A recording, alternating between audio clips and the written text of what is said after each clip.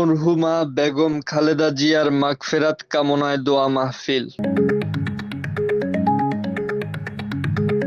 ৯ জানুয়ারি বাদ এশা Rangamati Shafi কলোনিস্থ diploma engineers ইনস্টিটিউটে মরহুমা বেগম খালেদা জিয়ার রুহের মাগফেরাত কামনায় দোয়া মাহফিল অনুষ্ঠিত হয়েছে। রাঙামাটি নগর ছাত্রদলের সদস্য সচিব আব্দুস শাকুর জাবেদের সৌজন্যে এই দোয়া মাহফিল সম্পন্ন হয়েছে। এতে রাঙামাটি জেলা বিএনপির সহ-সভাপতি সাইফুল ইসলাম চৌধুরী ভুট্টো, সহ-সভাপতি সাইফুল ইসলাম পনির, সেক্রেটারি অ্যাডভোকেট মামুনুর রশিদ মামুনসহ বিএনপির বিভিন্ন অঙ্গ-সংগঠনের সকল স্তরের নেতৃবৃন্দ ও সমর্থকরা উপস্থিত ছিল।